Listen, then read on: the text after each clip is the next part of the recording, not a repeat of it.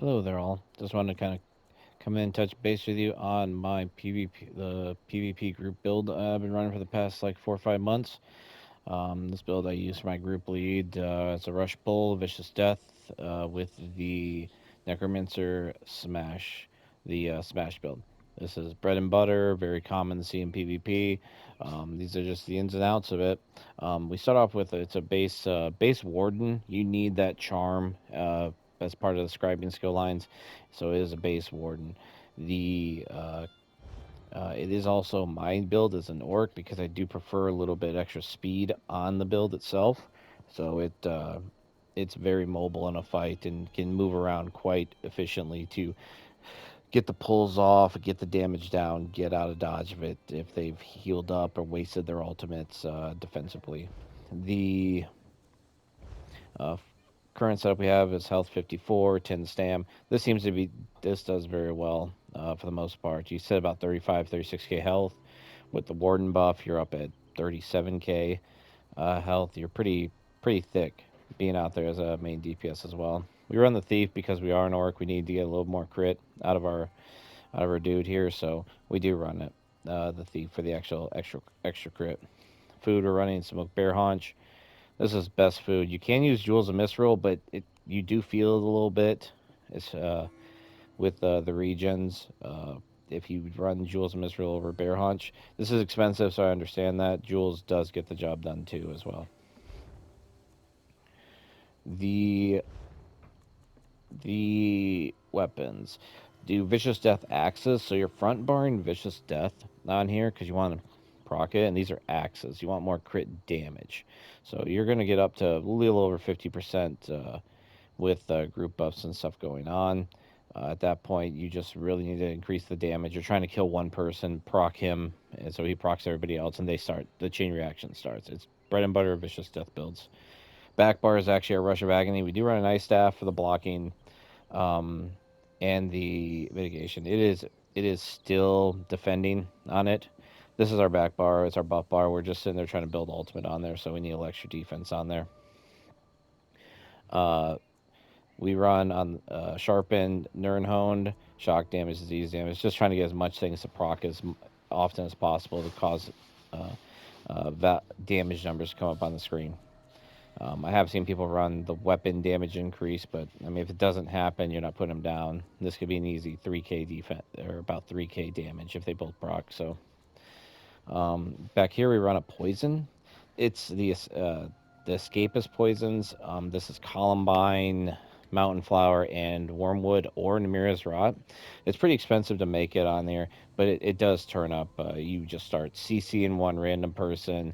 You get CC immunity too, so it's pretty nice to get. And yeah, even increasing their cost by 10% for 2.3 seconds, a lot of stamina abilities can go off in that 2.3 seconds, so you can waste a lot of whoever you're fighting, their resources and stuff like that, especially with how aggressive you can get at ball groups with this build, charming them, immobilizing them, and locking them down as you hit them and try to waste their resources, make them burn their ultimate and still keep up in fighting.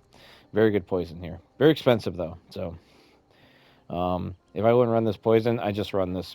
I'd run the normal, try to get stamina back enchant that's on here. I'll just keep that up. I've done it at times when it comes up, but absorb stamina is the actual enchant on there. The Balrog Vicious is the monster set to use. Both heavy. This is a 3-3-1 build, so 3 heavy, 3 medium, 1 light. You can't exactly optimize it for armor's like weight, the size of the armor. So you have to do the head, chest, and shoulders, and all heavy. Balrog is bread and butter PvP. It's what makes this build go. If you're at 500 and you smash this thing, you feel it throughout all the damage. It's really strong crit resist on head and shoulder, but the chest piece is reinforced to maximize that armor value. The Sash of Vicious Death is here. It's the lightest armor piece, doesn't affect the armor value as much. This is how you fit the Vicious Death on there. Tri-stat on as well with crit resist. The only piece on this build, once again, reinforced chest to maximize the armor value. These three are the Rush of Agony pieces that go on with the ice staff. These three just fit. Well, it makes it nice and easy. You want that medium armor buff that gives it to you, which is why they're your 3 body pieces are here. It gives you the most armor you possibly can have on this build. The neck and the ring are also vicious death. That's why I figure vicious death on the your front bar. Uh, the mythic we're running. We decided we run monomyth, best mythic in the game. This can change depending on group builds and stuff like that, but at just regular pickup group builds, I run monomyth. Everybody feels like they run monomyth. The if you have Arcasis in the build quite often, you in the group, you don't really feel this as bad. It still feels kind of bad, but you have other ways to build ultimate on this build pretty well. So it works out very well. Now for the other thing I want to say about what we have here, some of the slottables. There's the bear haunch potions. We run like a few here. We got the tri-stat potion going on, a movable potion. Uh, This is the movable potion. Health, stamina. That's the main thing you need to get back. Stam for a lot of your builds. You'll realize that you do burn through a lot of magic, which is why sometimes you just run the tri-stats. You'll feel it. They just need that magic back at times, but this is kind of the generic go-to good stuff. Also, slot of stealth detection as well. It's pretty key, and this is immovable with stealth detection, so it you can find stuff and kill it. But make sure you slot stuff like this. Really good stuff. The skills on this build, skills on the build. We're on the back bar here, so we're defensive right now. Healing soul, big burst heal over time, and I run the major intellect, major endurance, kind of resource gain. That can change easily to like vitality. Depends on group comp, but just group pickup and stuff like that. I just run this because I can't guarantee major those two are up at all times. You get this from your potions, but at the same time, you go into battle. I like to use those for a little bit of extra healing. I try to cycle as much as possible, but keeping this up at all times is pretty key in fights, especially all three if you can keep it up.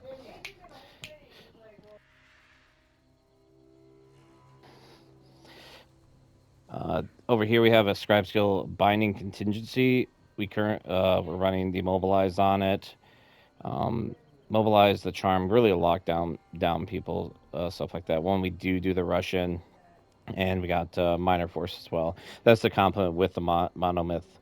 Um, it works out really well. I don't think this could change unless you can figure out a different way to get it in group, but this feels right. Especially you can switch out the charm needs to be on here for the warden. So the only reason we're warden is for the charm. The immobilize, if you're a second pull in group, it can change or something like that.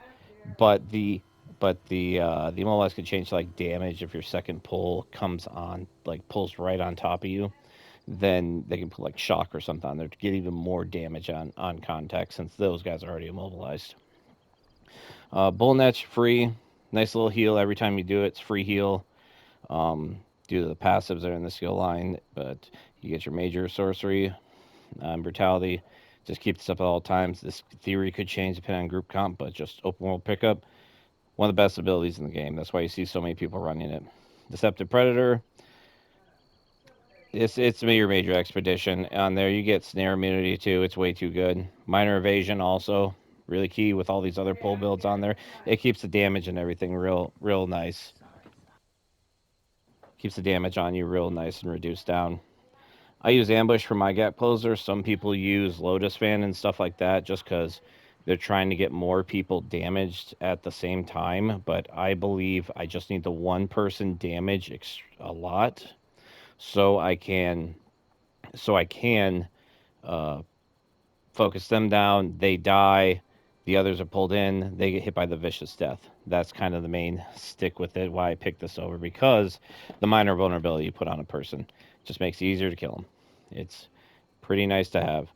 Soul Harvest is one of the key ways we get ultimate back just by killing things. You can fill this up in one smash. I've seen it happen, and especially with your Arcasis team running behind you, you fill up real quick.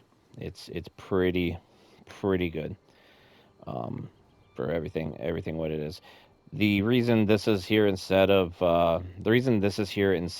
like putting the Colossus back bar is because this is back bar. So like if I gap close in, and I can't switch bars, then at least I can block cancel this because it does have a cast time. I can block cancel this and then try to switch bars again.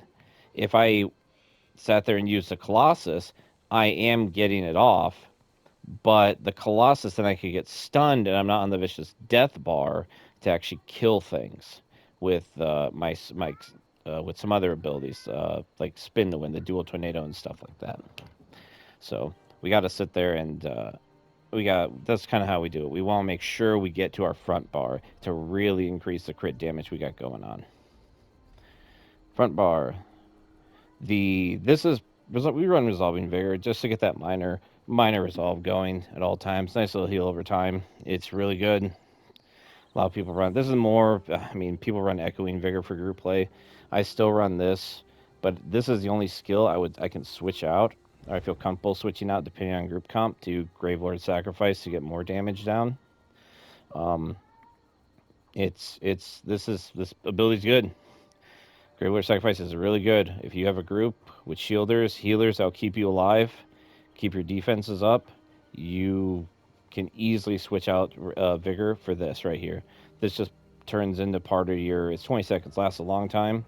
This just turns into another skill on your bar. You cycle through your combo, hit, and you're killing. You're supposed to be the main person putting the pressure on and killing things, so it helps out, but only on group comps or it doesn't work out as well. Next skill on bar, the Netch. This is really good. In in and this is basically the part of the full combo is you put down the Netch, you switch over, hit your wings, you hit your contingency, and then you do ambush. If you can switch and do the wings and the contingency fast enough and the gap close, you can gap close right into them and you can gap close right into them, and the Netch will be coming up. So they get one person you hit has the vulnerability, major and minor breach. So they're very killable at that point, and they can start proccing the chains of vicious death as they go. You just need to get that one to start, and you can even wait. You can wait the 7 seconds for like people if you're in your group that have proxy death. You just have to time it right. Call it, make sure they know, hey, proxy, I'm subbing up. It's pretty close on time frame. I think it's 8 seconds on the one. This is 7 seconds for that second pull, so it works out really well. You just have to wait a little while longer. Whirling Blades, it's the AoE execute. You're just trying to kill things in a general area and then move on to the next general area. Bread and butter of this build. Surprise attack, I run this for light attack weaving. If somebody's a little low health or is a single target, you can put single target damage on a person. Real easy, real strong. It's the spammable with light attacks, and it's real good. Relentless Focus, this is your major crit buff, your major savagery, and get your weapon crit up. It's ridiculously good when it's loaded, especially if you start pulling into people. You build up your ultimate, you get it. So you have this double pump loaded for your Merciless Resolve. You gap close in, you start smashing people. One person's almost dead. You sit there, he gets out of your range of surprise attack. You just start pumping two Merciless Resolve into him. He pops, he blows up, and proc Vicious Death still. It's really good. The Pestilent Colossus, that's the ultimate. This thing hurts. This thing does a lot of damage from 500, and with Balrog, everything going on, it's real strong as it goes. There's a reason why it's the constant for every single bomb build, every single pull build. This thing is strong. There's no way around it. And also, it gives people the major vulnerability. So you have somebody with major and minor breach. They should die, and a lot of things do just die. This is the subclass Animal Companions. This is the base to go with the Warden, Assassination, to go with this as well, and Gravelord. The champion points on this thing. I'll go through champion bar. Green bar, it comes up, but I mean, I'm just faster than everybody. It feels like on horse, so green bar comes up. Just make sure you have mount speed in Cyrodiil. It's really good. It's really nice. The blue bar, this is bread and butter your damage. Direct damage attacks. This is your single target stuff like surprise attack, your ambush, your merciless resolve. You want to throw down damage. That's what you're doing. So I still slot master arms. I don't find another one that I could use over this. Single target attacks, same kind of thing with those. You're just trying to get the one dead. These are your single target direct damage attacks for with deadly and mastered arms. Biting aura,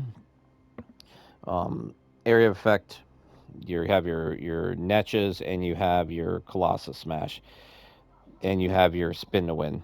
That's this. It just helps it out. It increases it so much. If you want to buff it, there's not much else you really want from it.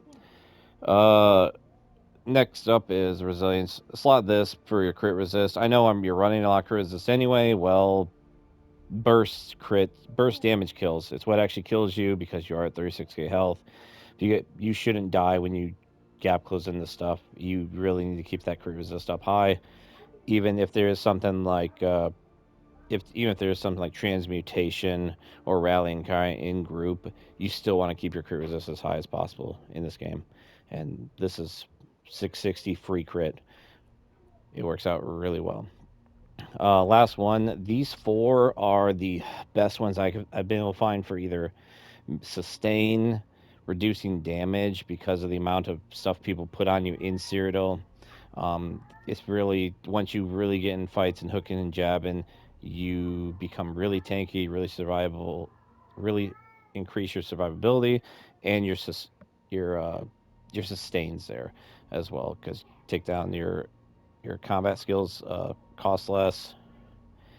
Damage done, which 20% is a big reduction. That's basically major protection on you. Um, and sustained by suffering, it's a lot more resources to come back as you go. Slippery is the one that kind of comes up as like trying to just reduce. It's real nice with your movables, with your CC immunity that you have up. Just every once in a while, slippery procking, free break free. Keeps your stuff really functioning and sustaining as you're in combat. The only thing I'll actively say about this build that you kind of need is your major resolve. So in group play, a lot of times I just try to make sure there's some type of ice warden around me, and that's like the bread and butter key thing to it. The ice fortress, giving us our major defenses, it gets up there. It gets us up there to the point where we don't have to really actually worry about it because we're in 3-3-1 and our defenses are right now without it at 24, so we get up to 29, just shy of 3k on this thing, so we can sit there and still hook and jab with all those damage reductions from our red tree. So this thing really does do work in the middle of a fight as it can put down damage. But you are reliant on a warden with ice. So why this is a group play build. This is why this is my lead build. It does actively work together as group. This isn't a solo bomber. I wouldn't recommend anybody do take this out solo. I have taken it out solo and played it. It's it's okay. I'm used to it. I can play it, but this is not for everybody to go solo. So just think about that. Think about your group comp whenever you use this. This build's really strong. This build works very well with others, and it's definitely a good lead build on it, if I do say so myself. But this is what's in PvP right now. Thank you all for tuning into this. Hope to see you on the next one.